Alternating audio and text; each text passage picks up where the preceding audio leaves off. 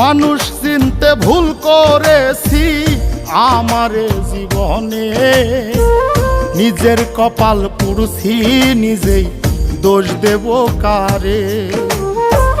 তাই তো নিজেই জ্বলছি হাইরে কাউরে বলি না, স্বার্থ ছাড়া একটা মানুষ খুঁজা পাইলাম না।